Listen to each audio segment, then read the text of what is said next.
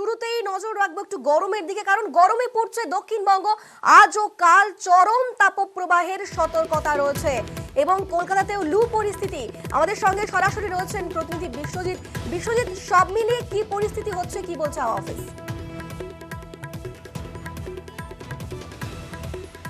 দেখো, আজ এবং আগামীকাল অর্থাৎ শনি ও রবি সপ্তাহান্তে রাজ্যের 7 জেলাতে চরম তাপপ্রবাহের সতর্কবার্তা। আমরা দেখেছি যে গতকালই 40 ডিগ্রি ছুঁয়েছে কলকাতার তাপমাত্রা, 40.8 ডিগ্রি সেলসিয়াসে উঠেছে পারদ, এবং স্বাভাবিকের তুলনায় কলকাতার এই তাপমাত্রা 5 ডিগ্রি সেলসিয়াস বেশি। অর্থাৎ কলকাতায় হিট ওয়েভ 4.5 ডিগ্রি সেলসিয়াস বেশি হলেই স্বাভাবিকের তাকে তাপপ্রবাহ বলে, এবং সেই তাপপ্রবাহ শুধুমাত্র কলকাতা নয়, কলকাতা সহ দক্ষিণবঙ্গের সব জেলাতেই তাপপ্রবাহ থাকবে। মঙ্গলবার পর্যন্ত তাপপ্রবাহের সতর্কতা থাকছে দক্ষিণবঙ্গের জেলাগুলির ক্ষেত্রে, এবং আজ এবং আগামীকাল এই দুদিন চরম তাপপ্রবাহ অর্থাৎ স্বাভাবিকের তুলনায় 6.5 ডিগ্রি সেলসিয়াস বা তার বেশি এই তাপপ্রবাহ অর্থাৎ চরম তাপপ্রবাহ থাকবে অন্তত 7 জেলাতে।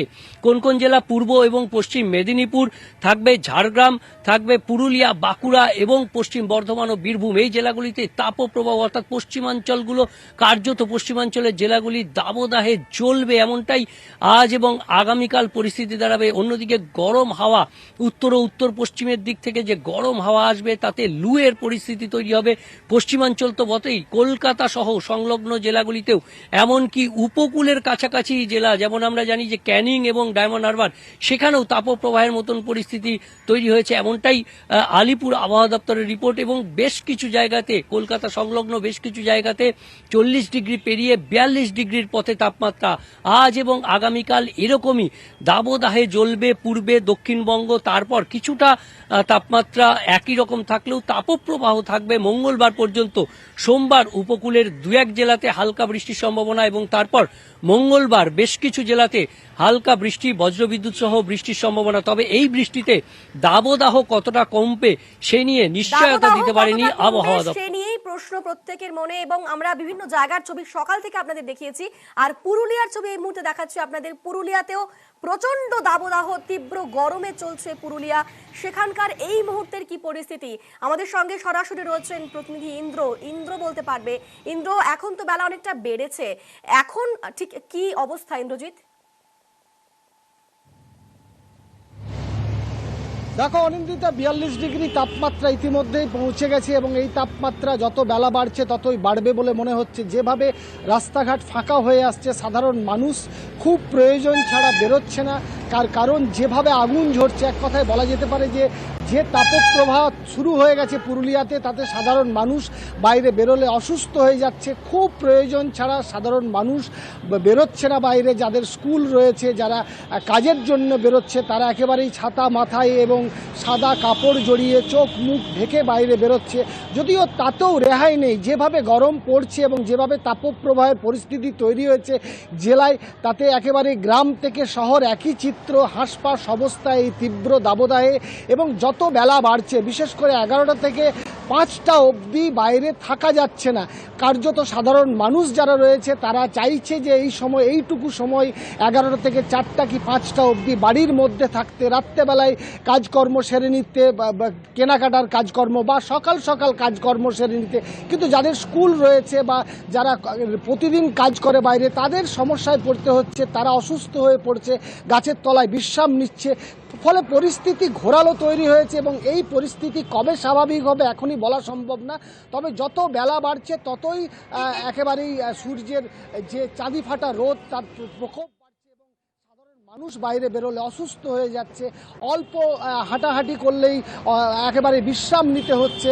ফলে স্বাভাবিকভাবেই জেলার পরিস্থিতি ঘোরালো হয়েছে, এবং এই তাপপ্রবাহের পরিস্থিতি আগামী দিনে আরও তীব্র হবে বলে আবহাওয়া দপ্তর সূত্রে আমরা জানতে পেরেছি। এবং যে তাপপ্রবাহ রয়েছে তাতে একদিকে পানীয় জলের একটা সমস্যা তৈরি হচ্ছে। বিভিন্ন গ্রামে জলাশয়গুলো কার্যত শুকিয়ে গেছে এই তীব্র দাবদাহের কারণে। অনিন্দিতা, একেবারেই, অর্থাৎ বিভিন্ন জায়গাতেই তাপপ্রবাহ চরমে উঠেছে, যে কারণেই নাজেহাল অবস্থা দক্ষিণবঙ্গের পশ্চিমের জেলাগুলোতে বিশেষ করে।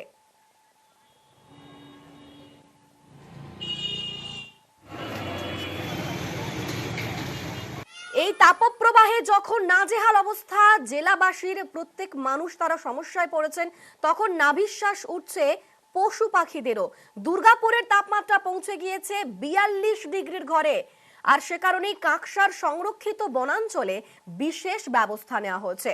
দুর্গাপুরের তাপমাত্রা ক্রমশই বাড়ছে, তবে সেখানকার সংরক্ষিত বনাঞ্চলে বিশেষ ব্যবস্থা নেওয়া হয়েছে সেখানকার পশু পাখিদের জন্য। এই গরমে হাঁসফাঁস অবস্থা প্রত্যেকেরই। দক্ষিণবঙ্গ জুড়ে তাপপ্রবাহ চলছে, বিভিন্ন জায়গায় তাপপ্রবাহ সতর্কতা দেওয়া হয়েছে, আর দুর্গাপুরে কাঁকসা সংরক্ষিত বনাঞ্চলে বিশেষ ব্যবস্থা নেওয়া হয়েছে। ঠিক কি ব্যবস্থা নেওয়া হয়েছে আমাদের সঙ্গে সরাসরি রয়েছেন প্রতিনিধি অর্পণ। অর্পণ, পশু পাখিদের সুস্থ রাখতে কি ব্যবস্থা নেওয়া হচ্ছে? দেখো, যেভাবে কিন্তু তাপমাত্রা বাড়ছে, একেবারে বলা যেতে পারে যে 42 ছুঁই, কিন্তু এই যে সংরক্ষিত যে সমস্ত এলাকাগুলি রয়েছে, অর্থাৎ বন বিভাগের বন্য প্রাণীরা যেখানে রয়েছে তাদের জন্য কিন্তু বিশেষ ব্যবস্থা নিয়েছে বন দপ্তর। এবং সেখানে দেখা যাচ্ছে এই যে সমস্ত পশু পাখিরা রয়েছে, অর্থাৎ হরিণ থেকে আরম্ভ করে ময়ূর, তাদের যে সুস্থ রাখার জন্য কিন্তু ওআরএস এর জল কিন্তু দেওয়া হচ্ছে রীতিমতো বন দপ্তরের পক্ষ থেকে। এবং গরম যেভাবে বাড়ছে, তাই বন্য প্রাণীদের সুস্থ রাখার জন্য ওআরএস এর জলের ব্যবস্থা করেছে বন দপ্তর। এবং দেখা যাচ্ছে যে সমস্ত আশেপাশে যে সমস্ত বনাঞ্চলগুলি রয়েছে, সেখানেও কিন্তু বন দপ্তরের পক্ষ থেকে ওআরএস এর জল দেওয়া হচ্ছে, যাতে বন্য প্রাণীরা সুস্থ থাকে। এই বনাঞ্চলের যে সমস্ত সংরক্ষিত এলাকাটি রয়েছে, যেটি দেউলের জঙ্গল, সেই দেউলে কিন্তু দেখা যাচ্ছে যে 100-র বেশি সেখানে কিন্তু ময়ূর রয়েছে এবং হরিণ রয়েছে 500-রও বেশি। পাশাপাশি কিন্তু বন্য প্রাণীরাও রয়েছে। এখানে কিন্তু বিশেষভাবে ব্যবস্থা নিয়েছে বন দপ্তরের আধিকারিকরা। বেশ, ধন্যবাদ অর্পণ।